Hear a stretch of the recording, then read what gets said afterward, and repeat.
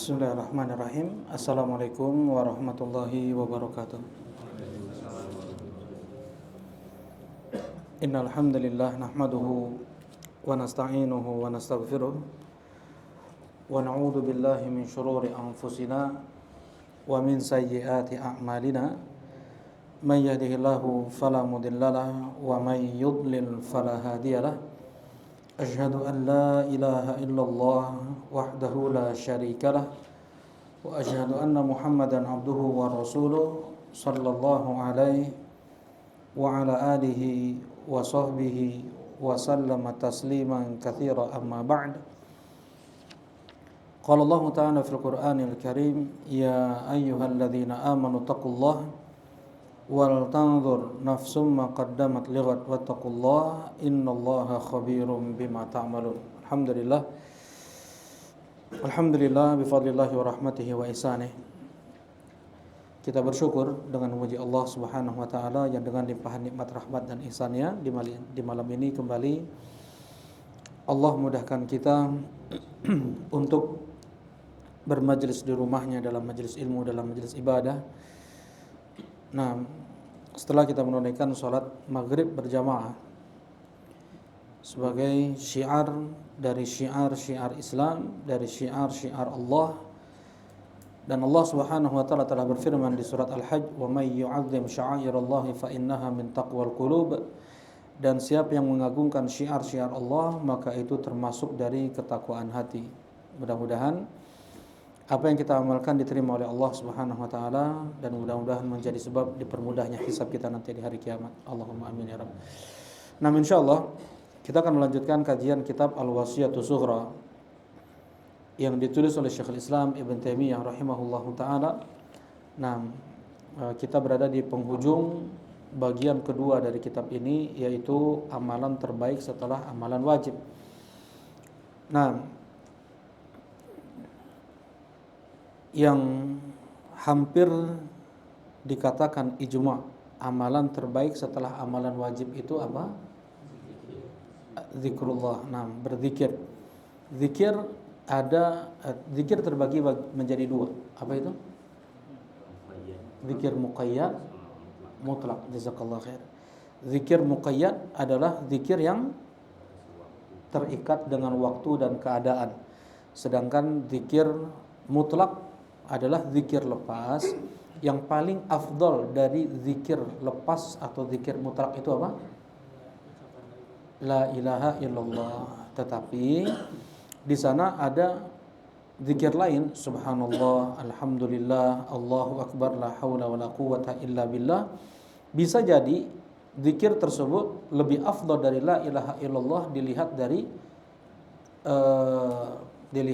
dari apa? Kesesuaian keadaan ya. Misalnya mendengar sesuatu yang mengherankan, apa yang kita ucapkan?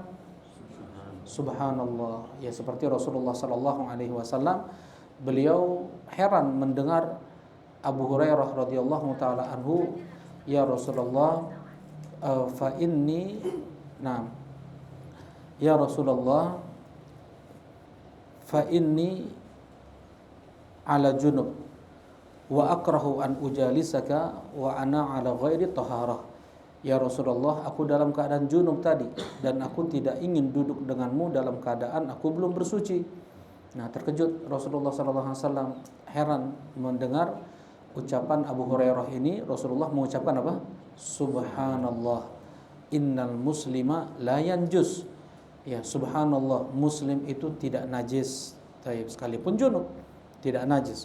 Nah, kemudian ya, akhir dari pembahasan kita pada pekan lalu adalah ucapan Syekhul Islam, walihada man ishtaghala bi talabil ilmi nafi' ba'da ada'il fara'id aw jalasa majlisan yatafaqqah aw yufaqihu fihi al-fiqh alladhi sammahu Allah wa rasuluhu fiqhan fa hadza aidan min afdali dzikrillah. Jelas di sini kata Syekhul Islam, mereka yang menyibukkan dirinya dengan thalabul ilm, ya belajar ilmu asyari, ilmu yang bermanfaat. Jadi ilmu terbagi menjadi dua ya. Ilmu terbagi menjadi dua, ada ilmu duniawi, ada ilmu syar'i. ilmu yang diperintahkan oleh Allah untuk kita pelajari adalah ilmu syar'i. Karena ilmu untuk mengingat Allah, mengenal Islam, mengenal Rasulullah sallallahu alaihi wasallam. Sedangkan ilmu dunia, memang betul ada sebagian orang dengan ilmu dunia tersebut dia mengingat Allah, tetapi banyak juga yang lalai dari zikrullah, bahkan lalai dari agama, lalai dari Allah Subhanahu wa taala, bahkan ada sebagian yang ateis karena sebab ilmu dunia. Ada yang justru dengan ilmu dunia, ilmu fisika meyakini bahwasanya tidak mungkin alam semesta ini berjalan tanpa adanya yang mengaturnya. Memang ada, tetapi tidak sedikit juga mereka yang kemudian lalai dari agama, bahkan tidak mengenal Allah Subhanahu wa taala. Dan untuk ilmu dunia, Rasulullah sallallahu alaihi wasallam mengatakan, antum a'lamu bi umuri dunyakum, kalian lebih tahu tentang ilmu, kalian lebih tahu tentang perkara dunia kalian. Untuk ilmu dunia, mungkin para sahabat lebih berilmu daripada Nabi sallallahu alaihi wasallam. Dan tentunya yang diperintahkan oleh Allah, oleh Rasulullah untuk kita belajar ilmu, maksudnya adalah ilmu asy-syar'i. Dan kemudian ilmu syar'i itu apa definisinya? Apa definisi ilmu syar'i? Ilmu. Nah, definisi ilmu syar'i disebutkan oleh beberapa sahabat dan ulama ya. Yang pertama adalah yang diucapkan oleh Abdullah ibn Abbas, oleh Abu Sa'id al-Khudri, oleh Jabir bin Abdullah, bahwasanya al-ilm huwal khasyah. Ilmu itu adalah rasa takut kepada Allah Subhanahu wa taala. Al-khasyah beda ya, rasa takut di sini rasa takut yang mendalam disertai dengan ilmu. Itu khasyah, bukan al-khauf.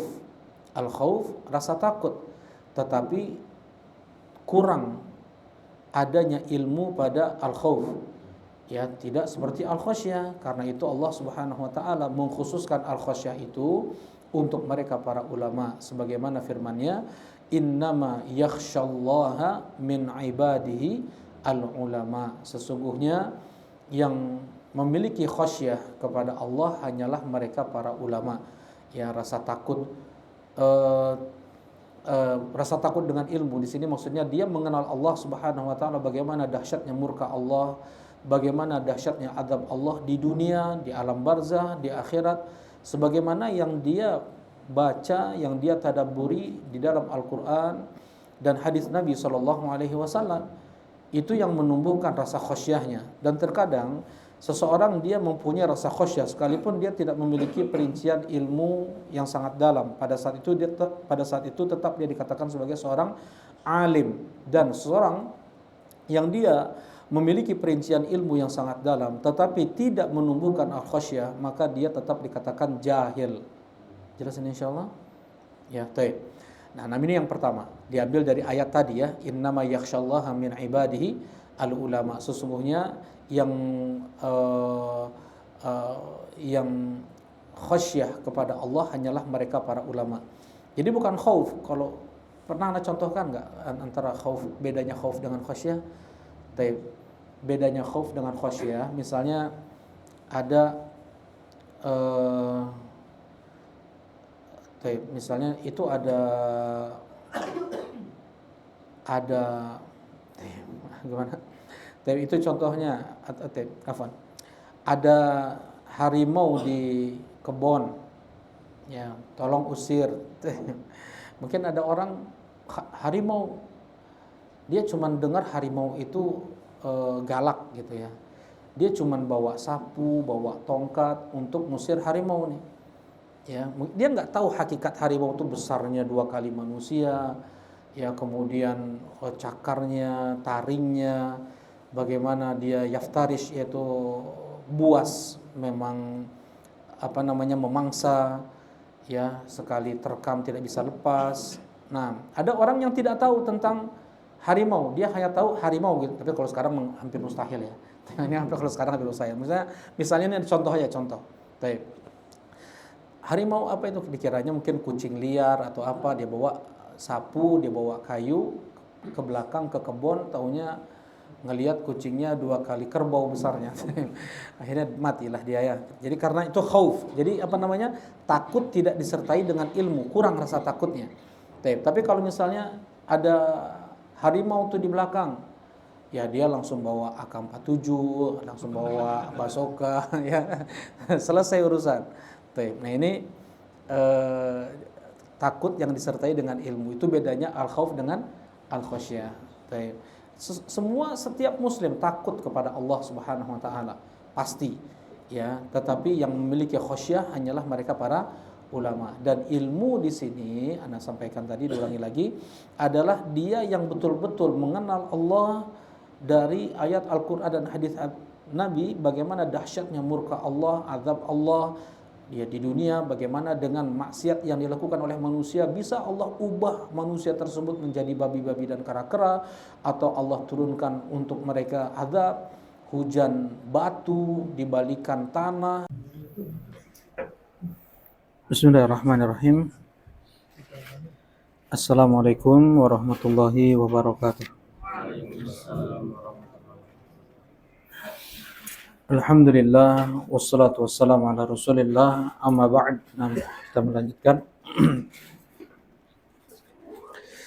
kajian kitab Al-Wasiyatus Sughra li Syekhul Islam Ibn Taimiyah rahimahullahu ta'ala. Wa mashtab qala Syekhul Islam wa mashtabaha amruhu 'ala al-'abdi fa 'alaihi bil istikharati al-masyru'ah. Dan siapa yang masih tersamarkan olehnya urusan, yaitu amalan yang terbaik setelah amalan wajib itu apa, maka hendaknya dia beristikharah dengan istikharah yang disyariatkan. Hadis Jabir bin Abdullah radhiyallahu taala anhu, Rasulullah sallallahu alaihi wasallam mengajarkan istikharah kepada para sahabat sebagaimana beliau mengajarkan surat dari Al-Qur'an. Rasulullah bersabda, idza hamma ahadukum bil amr falyarka' rak'atain tsumma yaqulu. Siapa di antara kalian yang sudah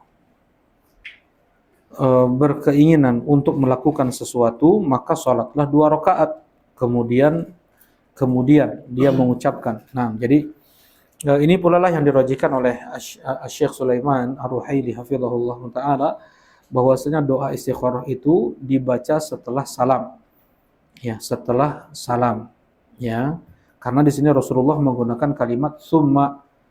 Baik, sedangkan sebagian ulama lain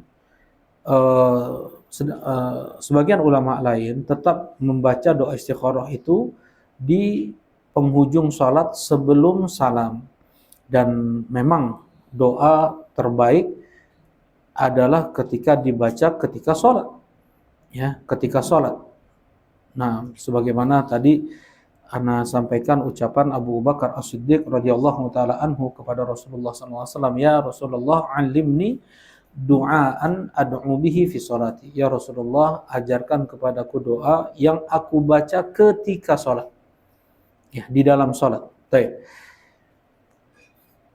Ucapkan, kata Rasulullah, doa istikharah, Allahumma inni astakhiruka bi'ilmika wa astaqdiruka biqudratika wa as'aluka min fadlikal azim fa innaka taqdir wa la aqdir wa ta'lam wa la a'lam wa anta 'allamul ghuyub.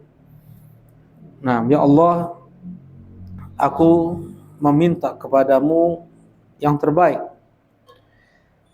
dengan ilmumu ya Allah, dan dengan kudrahmu. Aku memohon kepadamu karuniamu yang sangat agung, karena sesungguhnya engkau yang kuasa atas segala sesuatu dan aku tidak kuasa. Nah, untuk apapun itu. Wa ta'lam wa la a'lam, dan engkau ilmui, engkau ketahui mana yang terbaik. Wa la a'lam, dan aku tidak tahu. Wa anta 'allamul ghuyub, dan engkau maha mengetahui perkara gaib. Allahumma in kunta ta'lam anna hadzal amr khairun li fi dini wa ma'ashi wa aqibati amri. Ya Allah, sesungguhnya engkau Allahumma, in kunta ta'lam, ya Allah, apabila kau ilmui bahwasanya urusan ini baik untuk agamaku, untuk kehidupanku, untuk akhir dari urusanku, ya, faqdurhu li, maka takdirkanlah itu untukku. Dan andaikan kau tahu bahwasanya perkara ini buruk bagiku, untuk agamaku, untuk hidupku dan akhir urusanku, nah, fasrifhu anni, maka jauhkanlah itu dariku. Wasrifni anhu, dan jauhkanlah aku darinya. Waqdur lil khaira haitsu kana, dan tetapkanlah untukku ketetapan yang itu lebih baik. Summardini bih, kemudian berikanlah keridhaanmu untukku. Wa yusammi hajatah, kemudian dia sebutkan apa hajatnya, apa keinginannya. Baik, ini cara untuk seseorang beristikharah, dan sering-sering doa atau sholat istikharah selama dia belum mendapatkan keterangan dalam hati. Ya, jadi apa tanda Allah Subhanahu wa taala berikan untuk dia yang terbaik itu? Yang pertama adalah ada ketenangan dalam hatinya. Dia semakin bulat, dia semakin yakin, dia semakin mantap ya untuk memilih satu urusan itu. Ini yang pertama, ada ketenangan dalam hatinya. Kemudian yang kedua, ada kemudahan. Ada kemudahan, datang saja dari mana yang dari arah yang tidak dia sangka-sangka, bahkan ada saja kemudahan itu. Ya. Kemudian yang ketiga, ada kabar, ya, ada kabar, berita, info yang itu membuat dia semakin kuat untuk menentukan pilihannya. Yang keempat, bisa jadi itu datang dari mimpi, tapi ini nggak mesti ya. Ya, saya udah 100 kali surat istikharah nggak mimpi-mimpi. nggak mesti. Ya, nggak mesti Allah kasih mimpi. Yang penting, yang pertama ya. Yang pertama adalah ada ketenangan dalam hati dia. Ya. Ada ketenangan dalam hati dia, ada keyakinan dia untuk memilih salah satu di antara dua hal tersebut. Nah, kemudian yang kedua, adanya kemudahan. Barakallahu fikum.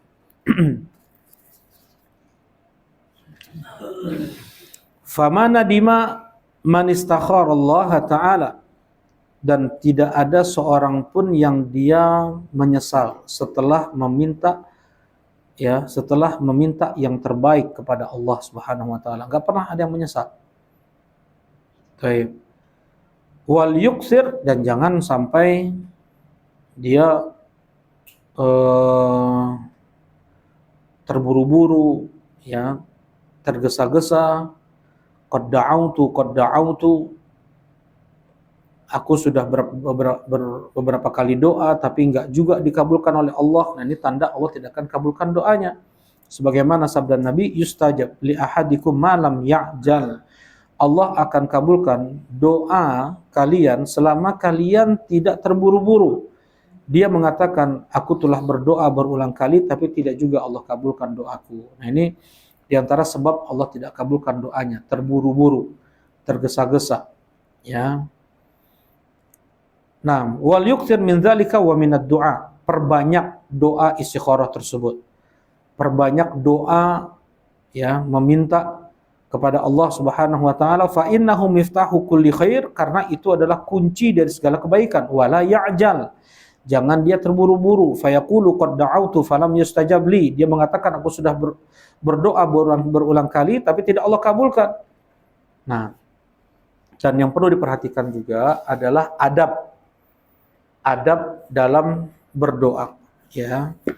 Disebutkan oleh banyak para ulama sebenarnya, ya, adab-adab dalam berdoa oleh Ibnu Qayyim rahimahullahu taala dan yang lainnya. Nah, kita baca sedikit yang disebutkan di sini oleh para ulama tentang adab dalam berdoa. Baik. Yang pertama dari adab doa adalah at-tauhid. dalam berdoa harus tertanam tauhid. Dia bergantung hanya kepada Allah, dia meminta sepenuhnya hanya kepada Allah, tidak ada makhluk di dalam hatinya, tidak dia bergantung kepada makhluk. Apalagi dia tujukan doa tersebut juga kepada makhluk. Yang seperti ini tanda Allah tidak akan kabulkan doanya. Ya. Nah, jadi tauhid adalah ikhlas dalam ibadah adalah sebab utama dikabulkannya doa. Jangankan muslim, musyrik saja, jangankan muslim, musyrik saja pentingnya. Jadi ini untuk membantah bisikan setan ini. Sebagian kaum muslimin mereka terhasut oleh setan, nggak mau doa, nggak mau sholat karena sudah terlanjur banyak dosa, ya. Padahal ada kebaikan dalam hatinya, tapi dibisikkan mana mungkin Allah mau dengar doamu, apalagi Allah kabulkan. Ya ngapain lagi engkau sholat? Engkau hanya merusak orang-orang yang sholat aja, mengotori masjid aja. Ini ucapan ini banyak sekali. Ini banyak sekali. Ya,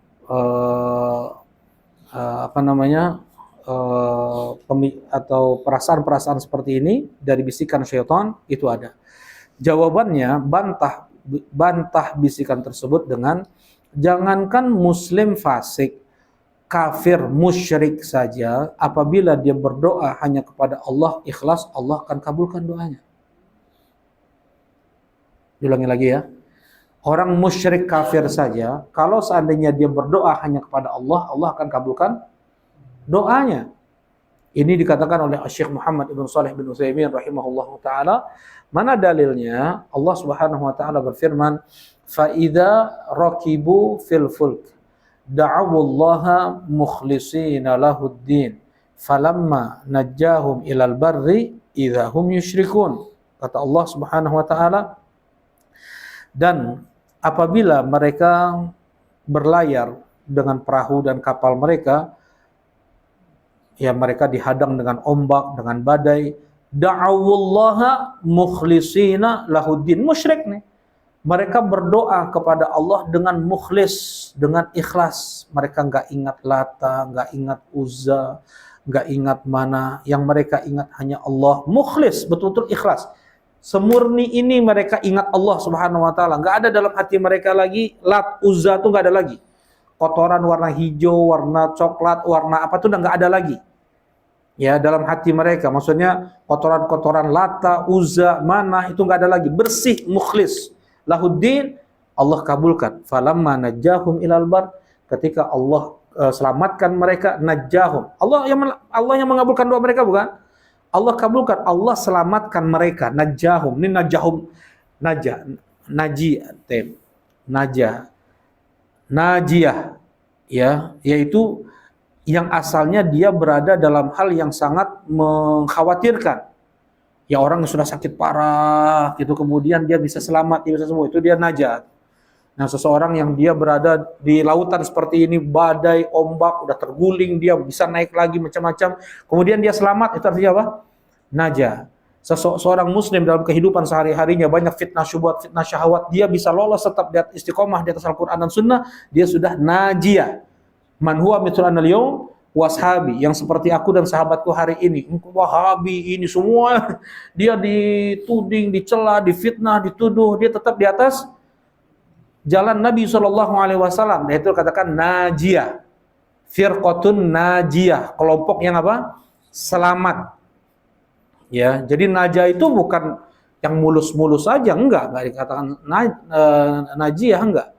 Ya, kata Ibnu Syihab Az-Zuhri bahkan as-sunnah kasafinatin Nuh man raqibaha najah. Ya. Sunnah ini seperti bahtera Nabi Nuh. Siapa yang menaikinya najah, selamat. Dan siapa yang tidak menaikinya hancur dan binasa.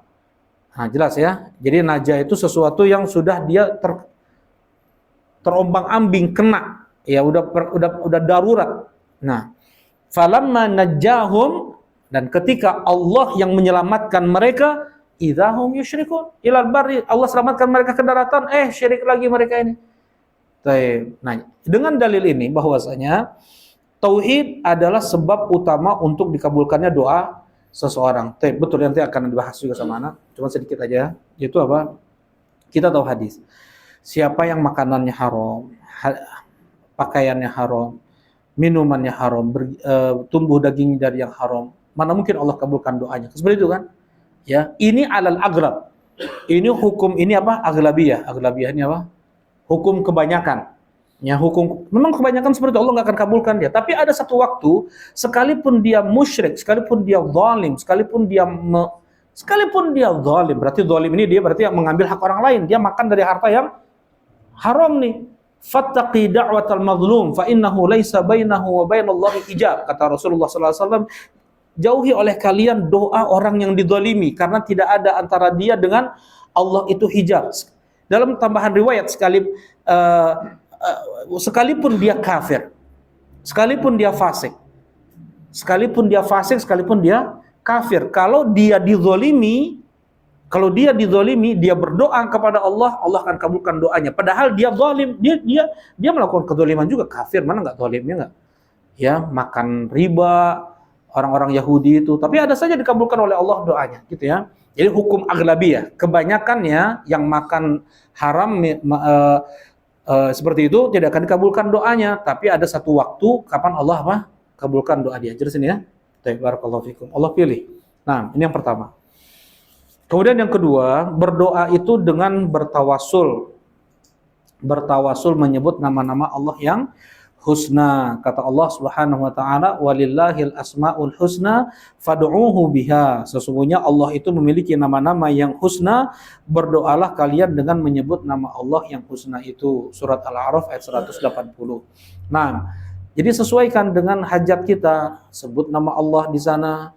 Ya Razzaq urzuqni, wa ya Rahman irhamni, wa ya Rahim irhamni. Ya Ghaffar ighfirli, seperti itu. Nah, kemudian yang berikutnya adalah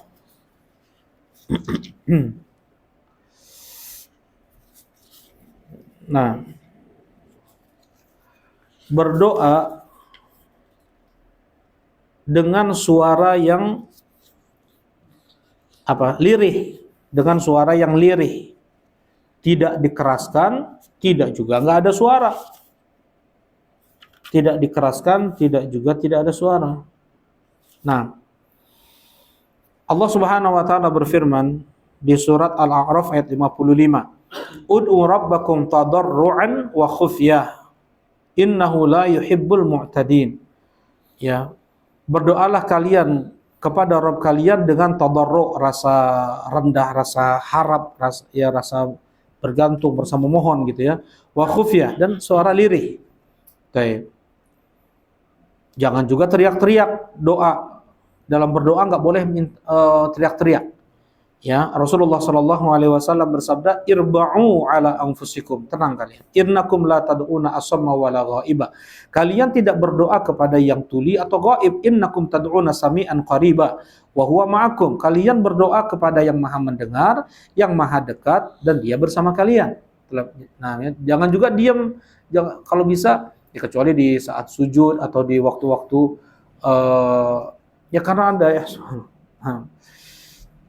pas sujud ya banyak kita minta kepada Allah Subhanahu wa taala, tapi jangan sampai ngeganggu saudara, ya ganggu saudara kita di sebelahnya, dia minta-minta ini dan itu, kedengaran sama orang teman yang sebelahnya. Enggak, ini jangan.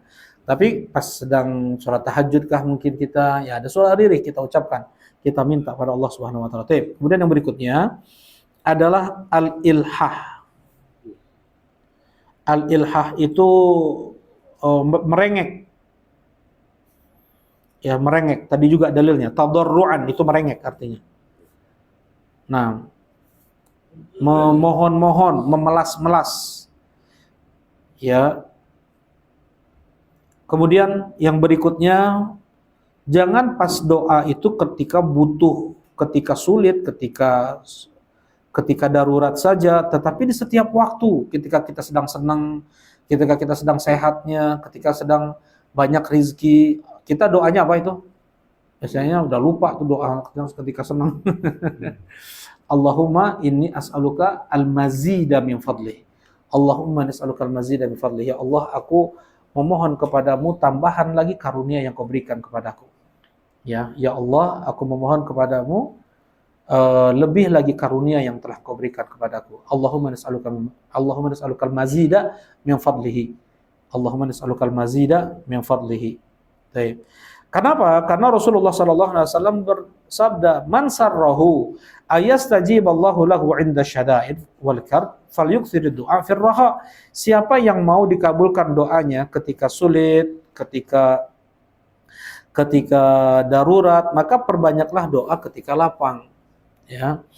Nah, siapa yang mau dikabulkan doanya ketika sulit, maka perbanyaklah doa di saat lapang. Nah, ini biasanya kan orang doa pas sedang susah aja ya. Ya, itu juga lah yang dilakukan oleh orang musyrik. Orang musyrik mereka berdoa ikhlas itu hanya pas sedang, itu dikatakan oleh siapa ya? Allah musta'an. Baru-baru yang dengar dari namanya banyak syekh apa namanya? Siapa yang berdoa ketika sulit aja itu ada kemiripan dengan orang musyrikin. Nah, jadi perbanyak doa di saat apa? Sedang lapang juga. Baik. Kemudian yang berikutnya adalah jangan apa ya istilahnya? Jangan memaksakan diri doa itu dengan sajak. Ya. Kalau sebagian ada doa itu pakai sajak, tapi dia paksakan, dia cari-cari gitu. Nah, tapi kalau memang pas kebetulan saja ya nggak ada masalah. Tapi kalau memaksakan diri jangan. Nah,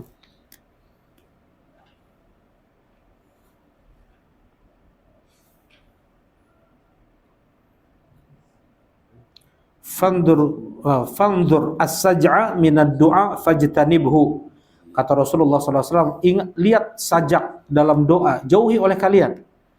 Jauhi oleh kalian sajak dalam berdoa. Baik. Kemudian ya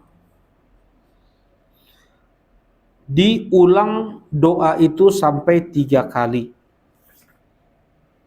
Diulang ucapan doa itu sampai 3 kali.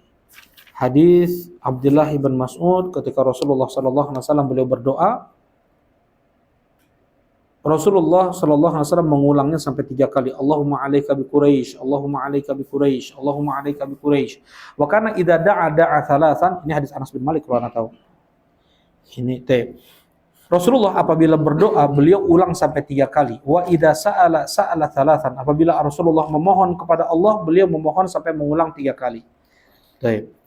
Kemudian menghadap kiblat, di antara adab doa adalah menghadap kiblat. Kiblat doa adalah kiblat salat. Tapi ada yang bilang kiblat doa itu langit. Nah, gimana jawabnya nih? Siapa yang bisa jawab? Kiblat doa itu langit, makanya kita angkat tangan kita ke atas. Gimana jawabnya Bang Felis? Benar nggak berarti? Benar? Hah? Emang benar atau enggak? Benar? Enggak. Gimana? Gimana enggak? Betul jawabannya enggak benar. Gimana bantahnya? Nah, barakallahu fikum. Kalau seandainya kiblat itu ke langit, maka sambil berbaring kita doanya. Sambil berbaring. Kiblat doa adalah kiblat salat. Kita mengangkat tangan kita ke atas karena Allah berada di atas, bukan ya. Kalau kiblat tubuh, ya kiblat kita kan menghadap tubuh kita kemana? Itu menghadap ke arah kiblat. Rasulullah Shallallahu Alaihi Wasallam bersabda dari hadis Abdullah ibn Mas'ud radhiyallahu taala anhu, istaqbala an-nabiy sallallahu alaihi wasallam al-Ka'bata fada'a ala nafarin Quraisy. Rasulullah sallallahu alaihi wasallam menghadap Ka'bah, kemudian beliau mendoakan keburukan untuk orang Quraisy pada saat itu. Nah, ya, jadi menghadap kiblat.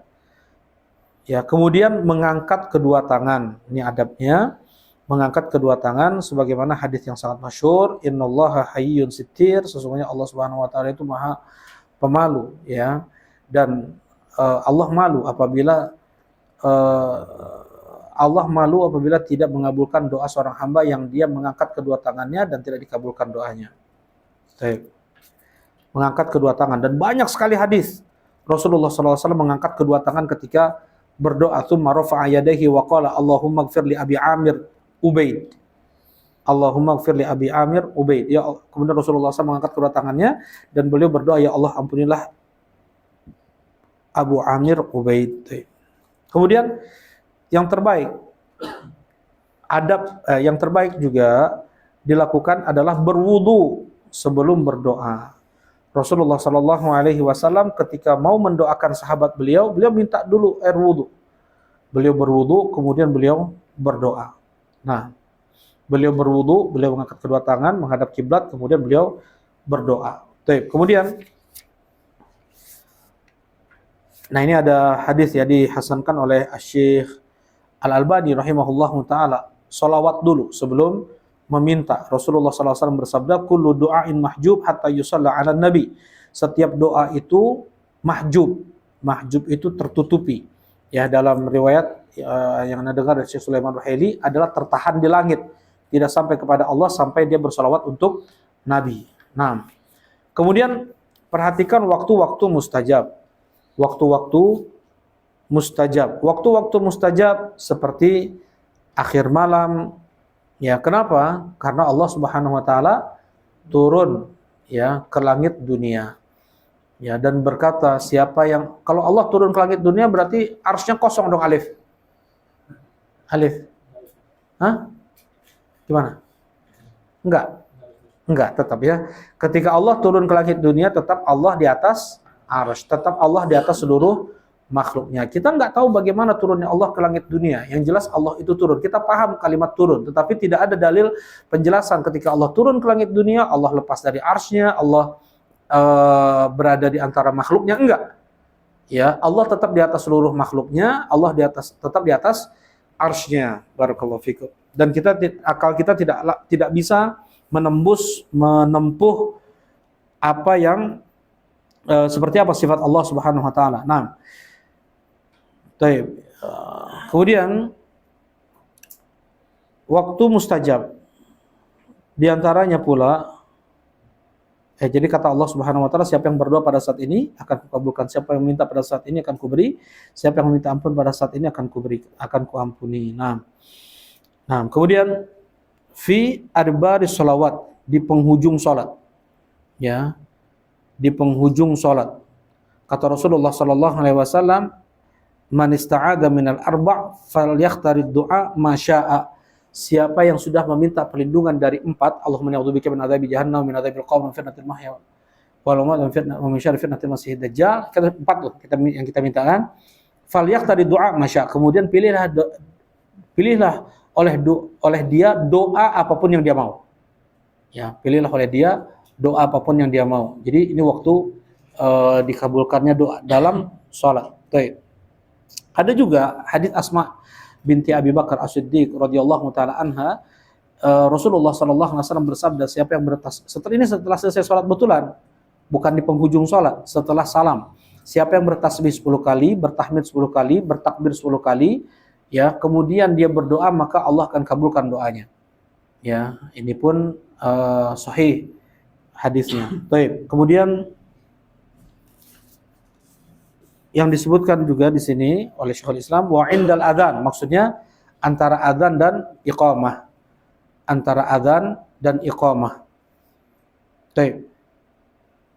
Ad-du'a la yuraddu bainal adzani wal iqamah. Fad'u, doa tidak akan ditolak antara adzan dan iqamah. Karena itu perbanyaklah kalian berdoa antara adzan dan iqamah. Nah, mana yang lebih afdal antara azan dan iqamah? Doa, baca Quran, atau sholat? Bang Teddy. Sholat, baca Quran, atau doa? Bang Teddy. Jadi gimana? Ya jamaah, betul. Waktu 5 menit. Masya Allah. Betul. Sana, jazakallah khair. Betul. Ana betul. Jadi apa? Waktu cuma 5 menit. Ya enggak? Terkadang atau 10 menit lah ya. Kita gabungkan semua itu tuh. Antara ketika sholat apa? Di sana ada baca Quran, Al-Fatihah. Dalam Al-Fatihah ada doa terbaik minta hidayah. Ya enggak? Kemudian ketika ruku ada kita minta ampunan kepada Allah. Pilih di sana yang ada doanya. Subhanakallahumma rabbana wa bihamdika Allahumma gfirli. Kemudian kita ketika itidal kita puji Allah Subhanahu wa taala. Kata Rasulullah sallallahu alaihi wasallam, ini penting nih. Apa kata Rasulullah sallallahu alaihi wasallam? Khairud du'a, sebaik-baik doa adalah alhamdulillah. Baik. Jadi kita sami Allahu liman hamidah rabbana walakal hamdu. Kita memuji Allah Subhanahu wa taala di sana. Jadi sebaik-baik doa adalah ucapan alhamdulillah kata Rasulullah sallallahu alaihi wasallam. Ada riwayat seperti itu. Kemudian dalam sujud jelas doa, duduk di antara dua sujud jelas doa, sujud lagi kita doa, tasyahud kita doa. Kita terkumpul sana salat, terkumpul di sana baca Quran. Surat terbaik yang kita baca itu surat Al-Fatihah. Jelas ini insyaallah. Nah, jadi dan memang ada sunnahnya kan? Salat di antara dua adzan, kata Rasulullah sallallahu alaihi wasallam, ma baina adzanaini shalah. Ma baina adzanai shalah. Di antara dua adzan itu ada salat. Di antara adzan dan qomat itu ada salat. Mau itu salat subuh, zuhur, asar, maghrib, isya. Zuhur aja misalnya berarti qabliyah zuhur ada berapa? 4. Ditambah misalnya wudu mah nggak ada batas. Misalnya antara adzan dan qomat berarti apa? 6. Antara adzan dan qomat 6 rakaat tuh semuanya. Mau tambah wudu lagi 2 rakaat 8. Tahiyatul masjid misalnya jadi semuanya tuh. Misalnya kalau mau dia putus-putus ya. Jadi kayak gini, di Indonesia memang nggak ada. Enggak kayak gini, misalnya kayak gini. Memang di Indonesia nggak ada yang jeda waktunya sampai setengah jam sampai 1 jam, nggak ada kan? Ya kalau di sana, kalau di Yaman, Yaman Hadramaut atau Aden, kalau tempat anak belajar itu dingin. Yaman Utara itu dingin, itu 3 derajat sampai paling panas itu 20 atau 19 derajat itu paling panas. Ya kalau di Yaman Selatan kayak Aden, Hadramaut, kayak kebanyakan orang-orang Arab yang ada di Indonesia ini atau di dunia kebanyakan itu dari Hadramaut. Dari Hadramaut mereka pelayar, mereka pelaut nih. Makanya mereka banyak apa namanya? Tersebar. Nah, itu panasnya luar biasa. Di sana ada kurma 45 sampai 20 derajat.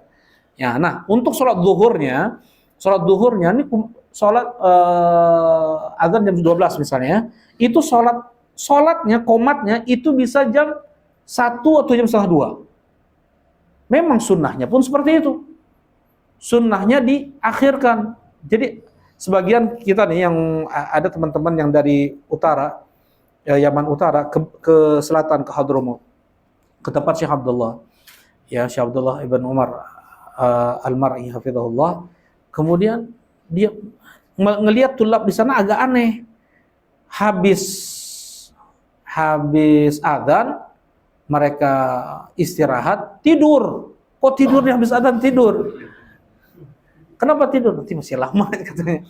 Adzannya masih lama. Ternyata memang benar 1 jam sampai 1 jam setengah. Memang hadisnya fa'abridu. Tunda sampai sedikit sejuk. Ya, jangan dipaksakan juga sholat, nanti enggak ada khusyuk sama. Nah, dan enggak ada AC qadarullah waktu itu ya. Nah. Kemudian waktu mustajab lainnya adalah di akhir waktu Jumat. Di akhir hari dari hari Jumat. Baik. Kata Rasulullah sallallahu alaihi wasallam, di hari Jumat itu ada waktu yang segini. Rasulullah menyebutkan dengan isyarat tangannya sedikit. Tidaklah seorang hamba berdoa di waktu tersebut kecuali akan Allah kabulkan doanya.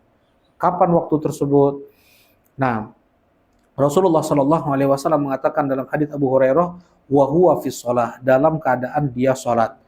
Nah, kemudian Aisyah radhiyallahu taala anha lagi menjelaskan, coba lihat, sudah ini belum? Sudah kuning belum waktu langit? Sudah kuning belum langit? Belum. Tanya lagi ke muridnya. Ada murid Aisyah itu namanya Aisyah binti Abi Thalhah dan Mu'adzah ya. Baik. Coba lihat udah kuning atau belum? sudah ya Aisyah, langsung beliau berdoa. Jadi kurang lebih 1 jam atau 45 menit sebelum maghrib. Ya, 1 jam atau 45 menit sebelum maghrib. Itu waktu berdoa yang dikabulkan. Nah, dan ketika sholat, apa maksudnya? Jadi di masjid.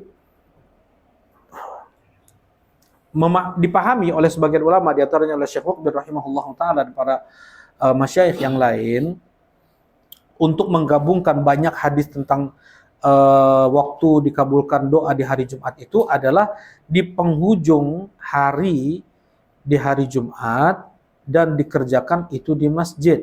Kenapa? Karena Rasulullah mengatakan wahwa fi shalah, dan dia dalam keadaan sholat. Maksudnya seseorang yang dia sholat tahiyatul masjid ba'dal asar, ya, tahiyatul masjid ba'dal asar, kemudian dia menunggu maghrib di masjid, maka dia dikatakan sedang dalam keadaan sholat. Ya, dia sedang dalam keadaan sholat. Mana hadisnya? Hadisnya makan itu sholat kita bisuh selama, dan dia masih dalam keadaan sholat selama sholat itu menahannya. Seperti itu. Nah ini yang terbaik. Kalau mau yang terbaik untuk waktu mustajab itu adalah ketika dia berdoa di dalam masjid di penghujung hari, maghrib, sebelum maghrib, 40 menit, 45 menit sebelum maghrib. Kalau misalnya 5 menit atau 10 menit baru masuk masjid, gimana? Kan nggak boleh sholat ketika matahari mulai terbenam. Ya, itu karohah syadidah, makruh yang sangat karohah itu terbagi menjadi 2. Ada karohah khafifah, ada karohah syadidah. Ada karohah yang ringan, ada karohah yang keras gitu ya. Karohah yang ringan ba'dal asar, ba'dal fajar. Kalau karohah yang keras itu ketika matahari mulai terbit sampai terbit betul, terbenam sampai terbenam betul, dan ketika matahari mulai tergelincir dari timur ke barat. Nah ini 3. Jadi nggak boleh sholat 5 menit sebelum zuhur. Biasanya ikhwah 5 menit sebelum zuhur masuk masjid. Sholat tahiyatul masjid nggak boleh tuh, kecuali hari Jumat ya. Kalau 5 menit sebelum maghrib sholat tahiyatul masjid nggak boleh itu, karena itu waktu terlarang keras. Jadi apa yang harus dilakukan? Dia cukup berdiri dan berdoa. Dia cukup berdiri dan berdoa. Jelas ini insyaallah ya. Baik. Nah, kemudian waktu mustajab lainnya adalah ketika sujud. Rasulullah SAW mengatakan aqrabu ma yakunun 'abdi li rabbih wa wasajid fakthiru fiha du'a, sedekat-dekat seorang hamba dengan Rabbnya ketika dia itu sujud maka perbanyaklah berdoa. Kemudian yang berikutnya adalah mendoakan saudaranya muslim di saat dia tidak tahu kita mendoakannya. Jadi mendoakan fi dhahril ghaib. Ya, da'watul mar'al muslim li akhihi bi dhahril ghaib mustajabah. Doa seseorang kepada saudaranya muslim di saat saudaranya tidak tahu itu mustajabah, dikabulkan doanya. Nah, dan yang namanya kawan ya, yang namanya sahabat ya, yang namanya hamim, bahasa Arabnya itu hamim. Hamim itu adalah sahabat dekat, sahabat karib. Ya. Itu dari bahasa Arab juga, karib ini korib ya. Tapi enggak, kalau bahasa Arabnya hamim namanya, sahabat dekat. Nah, itu enggak perlu kita bilang sama dia tolong doakan anak. Kita harus sering-sering banyak mendoakan saudara kita. Ya enggak perlu saudara kita minta kepada kita tolong doakan anak, enggak. Kita langsung selalu selipkan saja doa kita untuk saudara-saudara kita tersebut. Nah, kemudian ketika turun hujan, Rasulullah SAW berkata, "Utlubu ijabatid du'a," harapkan oleh kalian terkabulkannya doa inda nuzulil matar, ketika turunnya hujan. Kemudian ketika dia dizolimi,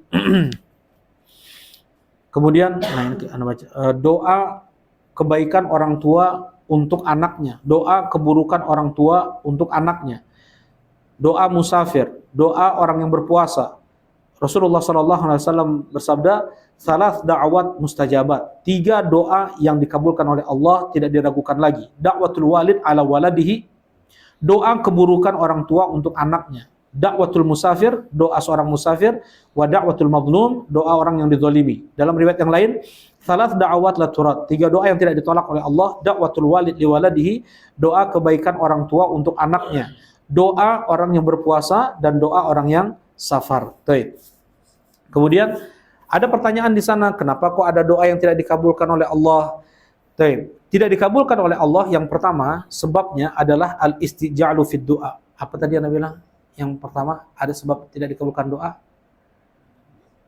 karena dia terburu-buru, ya dia tergesa-gesa. Ya, hadisnya adalah yustajab li ahadikum ma lam ya'jal, akan dikabulkan doa salah seorang di antara kalian selama dia tidak tergesa-gesa. Dia mengatakan qad da'autu falam yustajab li, aku sudah doa berulang kali tapi Allah enggak kabulkan juga doaku. Ini hati-hati ya. Ya, ini hati-hati. Kita harus berhusnudzon kepada Allah. Bisa jadi kayak gini, bisa jadi apa yang kita pikir baik itu belum tentu baik memang. Ya, banyak itu dalam Al-Qur'an disebutkan, dalam hadis juga disebutkan. Ya, setelah kita pikir matang-matang, saya emang nggak perlu istikharah lagi lah, udah jelas itu mah yang geus mah ieu, geus mah itu. Jangan.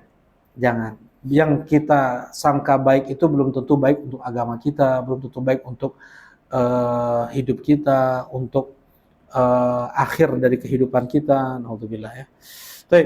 Kemudian yang kedua, tidak dikabulkan doa itu karena hikmah rabbaniyah. Hikmah datang dari Allah Subhanahu wa taala. Ya. Nah, apa itu? Kita langsung baca doanya, baca hadisnya aja. Ma min muslim yad'u bi da'watin laysa fiha itsm. Tidaklah seorang muslim dia berdoa. Ingat ya, setiap seorang muslim berdoa, dia langsung dapat pahala. Jangan ketika dia berdoa tuh berharap hanya pengkabulan doanya saja, enggak.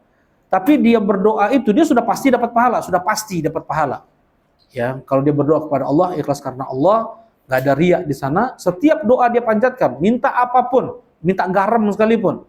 Ya, sampai Al Hasan Al Basri untuk ada garam, kami berdoa. Untuk ada garam di rumah, kami berdoa. Nabi Musa alaihi salatu wassalam, hadisnya dihasankan oleh Syekhul Islam, yaitu putus tali sendalnya beliau berdoa, dan dihasankan oleh Syekh Al-Albani rahimahullahu taala, hadis Aisyah, putus tali sendal kalian mintalah kepada Allah Subhanahu wa taala. Untuk jarang kan kita minta, ya Allah mudahkan aku untuk makan malam ini atau sarapan besok, jarang kan? Allah Subhanahu wa taala berfirman, Ya ibadi kullukum ja'i' illa man at'amtu fastat'imuni ut'imkum wa ya ibadi kullukum 'arin illa man kasautu fastaksuni aksikum. Kata Allah Subhanahu wa taala, ya wahai hamba-hambaku, sesungguhnya kalian itu kelaparan kecuali yang aku kasih makan, minta kalian makan. Allah mengatakan fastat'imuni, kalian minta makan kepadaku. Jarang kita minta makan ya, minta rizki aja. Ada rizki, toko beras tutup semuanya, untuk apa uang? Beras tutup, garam tutup, gulai gak ada garam, coba apa rasanya? Ya, jadi cobalah ya kalau enggak terus. Jadi perbanyak berdoa, itu intinya.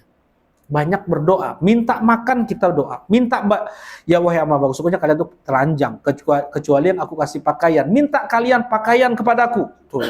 Minta kalian pakaian kepadaku. Untuk kalian bisa berpakaian, minta pakaian. Subhanallah, anak kenal ya sama satu orang. Ya dulu ngaji, dia qadarullah sakit. Orangnya cerdasnya udah luar biasa lah. Ya, cerdasnya, dia sekolah di sekolah paling terkenal di Bandung juga, kemudian dia dapat pekerjaan terbaik juga, bagus lah di Bandung ini ya. Cuman qadarullah ada yang mengganggu dia tadi, belajarnya memang kurang rajin, jadi dia mendapatkan banyak syubhat, tidak terjawab banyak, akhirnya terganggu jiwanya. Ya, orang bersih, orang subhanallah. Jadi gimana? Dia bisa melepaskan bajunya semuanya itu. Hilang akalnya. Maksudnya kita pun minta fastaksuni asukum, kita minta akal kita nih. Kita minta akal kita bisa kita bisa sehat akal kita tutup aurat kita gitu. Ya Allah Subhanahu wa Rasulullah SAW mengajarkan kita untuk doa pagi sore, Allahumma inni as'alukal afiyata fid dunya wal akhirah. Allahumma inni as'alukal afiyata fi dini wa dunyai wa ahli wa mali. Allahumma astur awrati wa amin rawati. Allahumma fadhim baina yadayya min khalfi an yamin shimali fawqi wa a'udzu bi azamatik min utara tahti. Kata Rasulullah SAW, di antara zikir pagi dan sore ini penting ya. Maksudnya menurut anak ini di antara yang luar biasa zikir ini. Ya Allah, aku memohon kepadamu afiyah ya fid dunya wal akhirah. Rasulullah menekankan kepada pamannya Abbas untuk berdoa minta afiyah. Ya Rasulullah, banyak doa ini. Apa yang aku minta? Afiyah saja. Kalau orang sudah afiyah itu selamat dunia akhirat. Sudah selesai udah. Ya. Dan jangan nanti lagi. Allahumma nas'alukal afiyata fid dunya wal akhirah. Ya Allah, aku minta keselamatan di dunia dan akhirat. Allahumma nas'alukal afwa, ampunanmu, wal afiyata, dan perlindunganmu, fi dini, untuk agamaku, wa dunyai, untuk duniaku, wa ahli, keluargaku, wa mali, hartaku. Allahumma inni Allahumma astur awrati, ya Allah tutup auratku, wa amin rawati, apa rawati? Dan berikan aku rasa aman. Jadi enggak ada rasa raw, enggak ada rasa takut, enggak ada rasa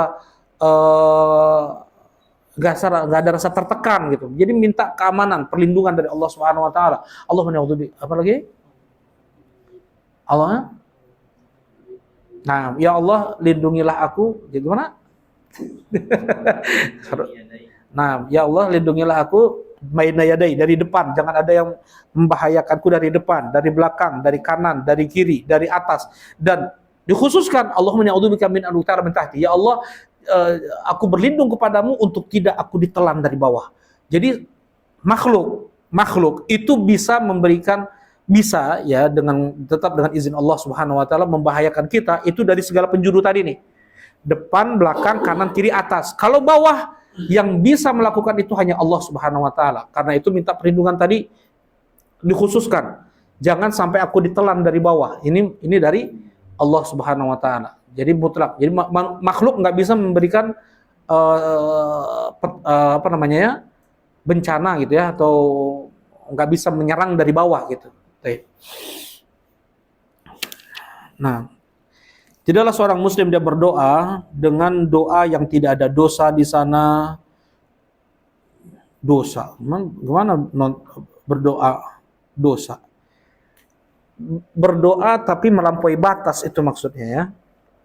Berdoa zalim, ya, berdoa memutus tali silaturahim, ini nggak boleh nih, ya. Illa a'tahullahu biha ihda salas, kecuali akan Allah berikan untuknya salah satu di antara yang tiga. Imma ayyu'jala lahu da'watah, bisa jadi Allah kabulkan permintaannya, dia minta A, Allah kasih A di dunia ini. Wa imma ayyudakhiraha lahu fil akhirah, atau Allah akan tunda itu nanti di akhirat. Allah kan kasih A juga nanti di akhirat. Wa imma ayasrifu anhu minas su'i mithlah, atau Allah akan jauhkan dia, palingkan dia dari musibah yang seharusnya menimpanya. Nah ini. Ya. Ini tiga hal. Ya. Kemudian kenapa sebab doa tidak dikabulkan? Karena makan makanan yang haram, minuman yang haram, pakaian yang haram. Nah, udah jelas hadisnya sudah disampaikan tadi. Kemudian seseorang dia meninggalkan amar ma'ruf wa nahyu 'anil munkar. Dia membiarkan kemungkaran terjadi pada orang-orang sekitarnya, dia tidak mengajak juga pada kebaikan. Kata Rasulullah SAW, "Fawaladhi nafsi biyadi la ta'muruna bil ma'ruf wa la tanhauna 'anil munkar." Ini anak kecepat sedikit karena ada banyak nih soalnya. Ya, demi yang jiwaku ada di tangannya, benar-benar kalian ajak orang pada kebaikan dan cegah orang dari kemungkaran. La yushikanna Allahu ayyabata 'alaikum iqaban minhu fatad'unahu fala yastajib lakum. Akan dekat waktunya datang kepada kalian iqab, sanksi, hukuman dari Allah, kalian berdoa-doa kepada Allah, Allah enggak kabulkan doa kalian. Kenapa? Karena tidak beramar ma'ruf wa nahyu 'anil munkar. Baik. Nah, kemudian juga tidak dikabulkan doa sebabnya karena hati yang kosong. Kata Rasulullah sallallahu alaihi wasallam, wa'lamu annallaha la yastajib du'aan min qalbin lahinin ghafil. Kata Rasulullah SAW, Allah ilmuilah bahwasanya Allah tidak akan mengkabulkan doa dari hati yang lalai dan kosong. Baik. Kemudian juga Ibnu Qayyim rahimahullah taala dalam kitab Ad-Da' wa Dawa, beliau menyebutkan ada 3 rukun dalam dikabulkannya doa. Yang pertama adalah lafadz dari doa tersebut haruslah lafadz yang kokoh, jangan lafadz yang ringkih. Jadi pakai doa dengan kata-kata yang berbobot, jangan kata-kata yang ecek-ecek gitu ya. Kata-kata yang berbobot itu pastinya yang datang dari ayat Al-Quran dan hadis Nabi Sallallahu Alaihi Wasallam. Tetapi memang sebagian tidak menguasai, tidak menghayati. Kalau dia pakai bahasa Arab, boleh dia pakai bahasa Indonesia, bahasa Sunda, bahasa manapun yang dia kuasai, sehingga dia bisa merengek-rengek kepada Allah dan dia gunakan kata-kata yang berbobot gitu ya, bukan kata-kata yang biarin aja ya Allah, atau enggak ada yang berapa namanya, maksudnya kata-kata yang kokoh, yang kuat gitu. Seperti seorang mujahid, dia tentunya akan memilih pedang yang dari besi bagus, dari besi yang kuat gitu. Masa dari seng, ya enggak? Nah, itu maksudnya. Jadi apa namanya? Pilih doa yang berkata-kata yang bagus, tapi maksudnya adalah yang dari ayat Al-Quran atau hadis Nabi, itu yang terbaiknya. Ya, jangan yang ringkih. Maka pedangnya dari seng tuh, ya nggak akan, ya getek aja cuman orang, nggak akan mati. Kemudian yang kedua, kekuatan hati. Ya, dalam berdoa itu harus ada kekuatan hati. Tadi Allah tidak akan mengabulkan dari doa dari seorang yang hatinya apa? Lalai atau kosong. Nah, kata Ibnu Qayyim, seperti seorang mujahid, dia pedangnya udah bagus, ya, tetapi dia nggak bisa mengayunkan pedangnya. Dia nggak pandai, nggak ada tenaganya, lemah, ya lemah. Ototnya nggak ada juga nih. Ya, Rasulullah SAW otot sininya gede ya. Itu tandanya Rasulullah itu kuat dalam menusuk, kuat dalam memukul. Ya, otot di sininya. Jadi otot di apa ini? Otot apa namanya nih? Otot ini, ya otot ini nih. Pokoknya kan ada, kalau petinju kita lihat ini di sini ya. Ini besar ya kalau petinju. Nah, itu di situ Rasulullah otot di situ besar. Nah, kemudian yang ketiga, dalam berdoa itu jangan sampai ada penghalang dikabulkannya doa, tadi disampaikan. Ya, jadi terkadang orang pedangnya udah bagus. Ya, dia berdoa dengan doa yang mantap. Kemudian hatinya udah fokus, udah nangis-nangis. Tapi ada penghalang-penghalang doa tadi, diantaranya tadi nggak beramar ma'ruf wa nahyi 'anil munkar, dia nggak jaga makanan, minuman dan pakaiannya. Orang ini pedangnya udah bagus, udah kuat, tapi yang dia tusuk ke baju besi musuh. Ya, itu nggak akan madarat. Karena itu contoh dari Ibnu Qayyim rahimahullahu taala. Baik, barakallahu fikum. Fadhal, mungkin ada yang mau ditanyakan? Insyaallah pertemuan berikutnya tentang arjah al-makasib, mata pencaharian apa yang terbaik. Ya, mata pencaharian apa yang terbaik. Silakan, mungkin ada yang mau ditanyakan. Silakan. Wa antum barakallahu fikum. Tadi kan beberapa sumber saja biasanya. Nah, itu jika ditemukan dalam satu waktu gitu, apakah levelnya juga jadi lebih tinggi? Contohnya Hari Jumat, sore, hujan, musafir, masya Allah, puasa, masya Allah. Iya, semakin betul. Lebih afdal dibanding hanya satu. Iya, betul. Semakin. Nah, semakin kekuatannya semakin kuat. Nah, untuk diijabah semakin kuat. Barakallahu fikum. Nah, fadhal. Tadi nggak disebutkan dalam ini apa? Ada berdoa tuh mengangkat tangan tuh kayak tadi nggak? Udah. Ada. Nah, barakallahu fikum. Ada, mengangkat tangan ada. Barakallahu fikum. Silakan, kita ada yang lain? Silakan Pak Felis. Wafikum warahmatullahi wabarakatuh. Kalau istighfar itu kita harus, bukan harus yang kita, apakah untuk hal receh juga istilahnya, hal kecil itu juga kita istighfarkan gitu. Dan apakah kalau misalnya waktunya nggak ada waktu untuk kita sholat dulu misalnya, atau itu gimana? Dan apakah sering mungkin kita beristighfar misalnya, kadang ya karena tadi seperti disampaikan juga, jangan lupa sama Allah. Nah, kita sudah yakin Muhammad. Barakallahu fikum. Jazakallahu khair. Nah, bedakan antara istikharah dengan eh, dengan doa ya, maksudnya doa biasa ya. Tadi kata Rasulullah SAW, putus tali sendal kalian, berdoa kalian, bukan istikharah kalian gitu. Ya, jadi kalau untuk doa perbanyak. Kalau untuk istikharah itu untuk sesuatu yang dirasa akan sangat mempengaruhi hidup kita, agama kita, suatu hal yang besar seperti pekerjaan, pasangan,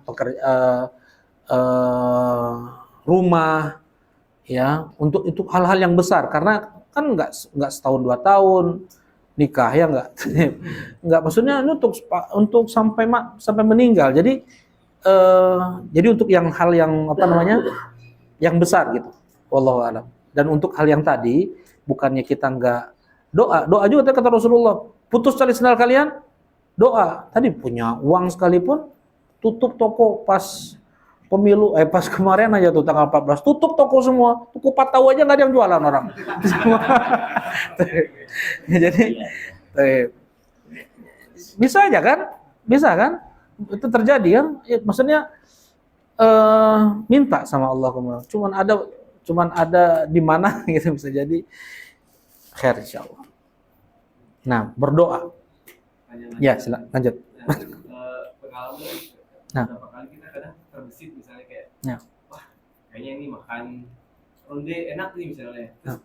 bismillah lo kabulkan. Masya Allah. Apakah itu apa ya, terus kadang dia ya Allah semoga besok nggak hujan atau misalnya apa, cuma dalam hati Ustaz tidak seperti kita melafazkan tidak berdoa Baik. gitu. Itu sebenarnya sudah dia lakukan juga doa tersebut, tapi nggak sempurna gitu ya.